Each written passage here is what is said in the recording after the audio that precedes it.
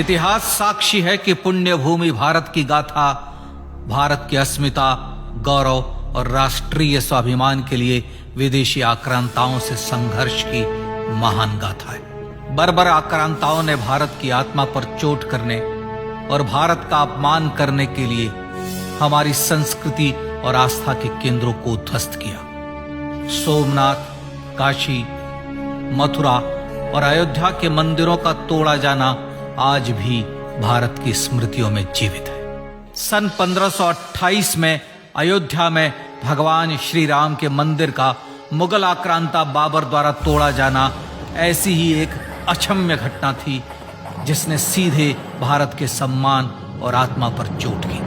कारण साफ था, अयोध्या के श्री राम के मंदिर पर आक्रमण भारत की आत्मा पर आक्रमण था। जहां हर भारतीय के रोम रोम में राम बसते हैं, वह भारत यह अपमान कैसे सहता। राम मंदिर पर आक्रमण भारत को आहत कर गया था। विदेशी हमलावर अपनी बर्बरता दिखाते गए और भारत अपने आत्मगौरव को फिर से पाने के लिए संघर्ष करता रहा।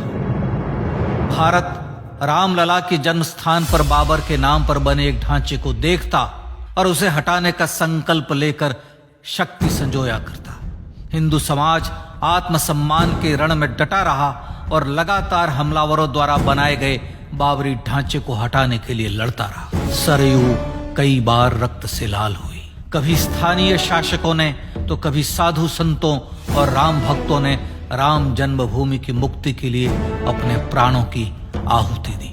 74 बार युद्ध हुए। हम कुछ मोर्चे हारे, पर रण जीतने का संकल्प कभी कम नहीं हुआ। हिंदू समाज तलवारों से रक्त रंजित हुआ, पर उसने हार नहीं मानी। उसका संकल्प अजेय था।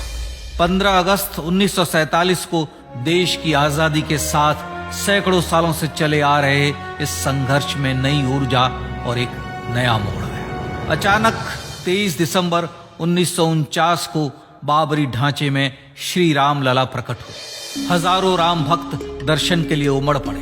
तत्कालीन प्रधानमंत्री पंडित जवाहरलाल नेहरू ने उत्तर प्रदेश सरकार को श्री राम लला को विवादित ढांचे से हटाने का आदेश दिया। उत्तर प्रदेश सरकार ने अयोध्या के कलेक्टर को यह काम दिया और यह निर्देश भी कि जरूरत पड़ने पर वे बल का प्रयोग भी करें। अयोध्या के कलेक्टर ने सरकार को उत्तर दिया कि यह नरसंहार के बिना संभव नहीं है, और फिर भी वह ऐसा चाहती है तो किसी दूसरे कलेक्टर से यह काम करवा ले। परिणाम स्वरूप रामलला की मूर्ति वहीं विराजमान रही। विवादित ढांचे को बंद कर दिया गया। केवल पुजारी को सेवा अर्चना के लिए भीतर जाने की अनुमति थी। फिर भी राम भक्त विवादित ढांचे के बाहर से प्रभु श्री राम की आराधना करते रहे। भारत के हिंदू समाज के लिए चुनौतियां और बढ़ गई। मामला अदालत में गया।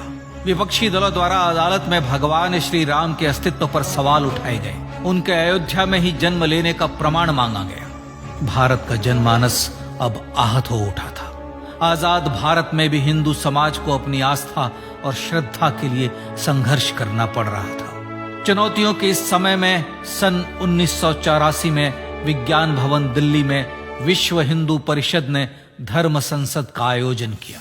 इस संसद में देश भर के संतों ने राम जन्मभूमि की मुक्ति के लिए आह्वान किया और राम जन्मभूमि मुक्ति यज्ञ समिति का गठन किया।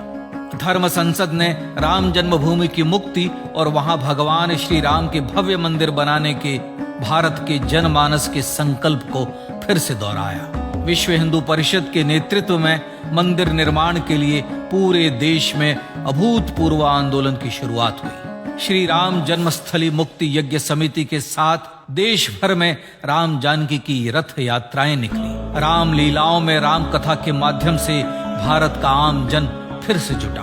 अब सबके मन में एक ही प्रण था, एक ही लक्ष्य था। अयोध्या में जन्मभूमि पर भगवान श्री राम के भव्य मंदिर का निर्माण।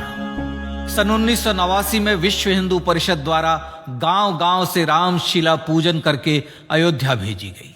2,75,000 गांवों से रामशिलाएं अयोध्या पहुंची। भव्य राम मंदिर के शिलान्यास का निर्णय हुआ। पूज्य संत महात्माओं और हिंदू समाज के अन्य प्रमुख नेताओं के निर्णय के अनुसार अनुसूचित जाति के प्रमुख नेता श्री कामेश्वर चौपाल ने 9 नवंबर 1989 को मंदिर निर्माण का पहला पत्थर रखा। राम जन्मभूमि पर मंदिर निर्माण के लक्ष्य की पूर्ति के लिए सन 1990 में सोमनाथ से अयोध्या के लिए श्री लाल कृष्ण आडवाणी ने रथ यात्रा की शुरुआत की। देश में जन भावनाओं का ज्वार उमड़ने लगा। श्री लाल कृष्ण आडवाणी के रथ यात्रा के साथ साथ मंदिर के लिए जन समर्थन बढ़ने लगा और छद्म सेकुलरवाद बेनकाब होने लगा। इस जन आंदोलन को रोकने की तमाम कोशिशें हुई पर सब व्यर्थ हुई। विश्व हिंदू परिषद ने देशवासियों से अयोध्या में जन्मभूमि पर मंदिर निर्माण के लिए 30 अक्टूबर और 1 नवंबर 1990 को कार सेवा का आह्वान किया। परिणाम स्वरूप लाखों राम भक्त कार सेवा के लिए देश के कोने कोने से अयोध्या आए। इससे देश की एकात्मता का विराट दर्शन हुआ। कार सेवकों को रोकने के लिए उत्तर प्रदेश के तत्कालीन मुख्यमंत्री श्री मुलायम सिंह यादव ने अयोध्या में परिंदे को भी पर न मारने देने की घोषणा की। स्थितियां गंभीर हो गई। अयोध्या से 200 किलोमीटर दूर रेलगाड़ियां रोक दी गई। अयोध्या युद्ध भूमि बना दी गई। मार्ग बंद, रेल बंद, चप्पे चप्पे पर पुलिस। अयोध्या सैनिक छावनी में बदल गई। राम नाम पर ऐसी पाबंदी कि अर्थी ले जा रहे लोगों तक को रोका गया, क्योंकि वे राम नाम सत्य कह रहे थे। लेकिन सैकड़ों किलोमीटर की यात्रा कर कार सेवक अयोध्या पहुंचने लगे। राम के गीत गाते, होठों पर हंसी और पांव में छाले लिए राम काज के लिए राम भक्त देश विदेश से अयोध्या पहुंच ही गए। कार सेवकों पर गोलियां चली। अनेक कार सेवक शहीद हुए। आजाद भारत में जन्मभूमि पर राम मंदिर के लिए कार सेवकों ने फिर एक बार अपना बलिदान दिया, पर कार सेवकों ने विवादित ढांचे पर भगवा फहरा ही दिया और इस तरह कार सेवा सफल हुई। श्री राम जन्मभूमि आंदोलन ने भारत की सुप्त आत्मा को झकझोर कर जगा दिया था। विश्व हिंदू परिषद ने फिर एक बार 6 दिसंबर 1992 को कार सेवा का आह्वान किया। राम भक्तों को कार सेवा करने देने के लिए अदालत में प्रार्थना की गई, पर अदालत ने कोई निर्णय नहीं दिया। परिणाम स्वरूप बौद्ध, जैन, सिख, स्वामीनारायण संप्रदाय, गायत्री परिवार, हर पंथ मत विचार के हिंदू एकत्र हो गए। छूत अछूत का भेद मिटा, जाति की पहचान मिटी। हम सब हिंदू, हम सब सिंधु बन गए। राम सिंधु में ज्वार उठा और देखते ही देखते 6 दिसंबर 1992 को श्री राम जन्मभूमि से बाबरी ढांचा सदा के लिए हट गया।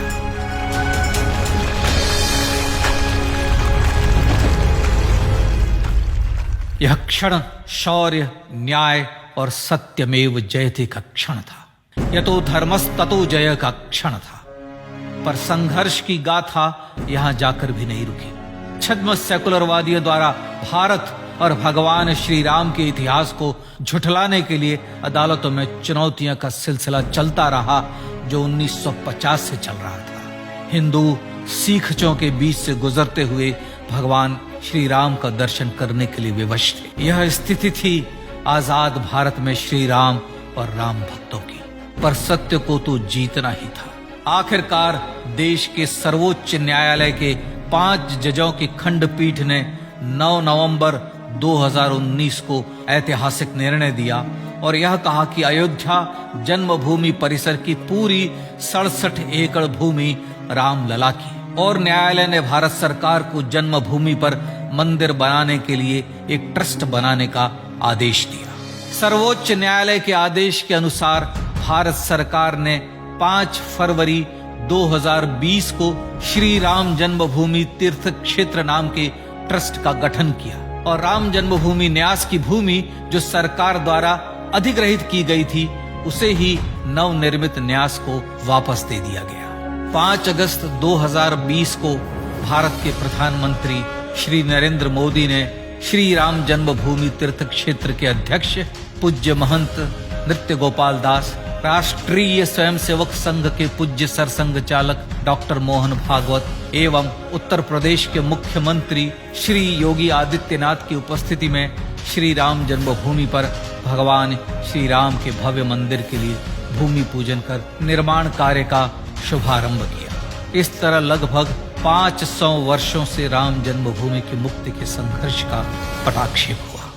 अपने आत्मसम्मान और राष्ट्रीय अस्मिता के लिए इतना लंबा संघर्ष विश्व के इतिहास में बेजोड़ है। श्री राम भारत की आत्मा, भारत की परिभाषा, हमारे राष्ट्रीय आदर्शों और जीवन मूल्यों के प्रतिनिधि मर्यादा पुरुषोत्तम हैं, जो हर हिंदू के होठों पर जन्म से मृत्यु तक रहे। बस यही हर हृदय में प्रार्थना होती है। राम भारतीय राष्ट्रीय स्वाभिमान और आसेतु हिमालय से समुद्र पर्यंत तक जन जन को एकात्मता के बंधन में बांधने वाले रक्षा सूत्र है। अयोध्या स्थित श्री राम जन्मभूमि पर बाबर का हमला वास्तव में भारत के स्वाभिमान और राष्ट्रीयता पर हमला था। प्रधानमंत्री श्री नरेंद्र मोदी द्वारा श्री राम जन्मभूमि पर राम मंदिर का पुनः निर्माण न केवल बाबरी मानसिकता का पराभव है, बल्कि संपन्न, सुखी, सुसंस्कृत, सर्वशक्ति संपन्न स्वराष्ट्र का सूर्योदय भी है। यह उस राम राज्य की दिशा में वह कदम है जिसकी अभिलाषा राज राजेंद्र चोल, कृष्णदेव राय, छत्रपति शिवाजी महाराज से लेकर महात्मा गांधी तक ने की थी। अयोध्या में जन्मभूमि पर भगवान श्री राम का मंदिर न सिर्फ राष्ट्रीय गौरव होगा, बल्कि वह श्री राम के आदर्शों का राष्ट्र मंदिर होगा। अब वह महान संकल्प पूरा होने जा रहा है। आइए इस राम यज्ञ, राष्ट्र यज्ञ में जिन ज्ञात और अज्ञात भारतीयों ने अपनी आत्माहुति दी है, उनका पुण्य स्मरण कर उन्हें श्रद्धांजलि दें।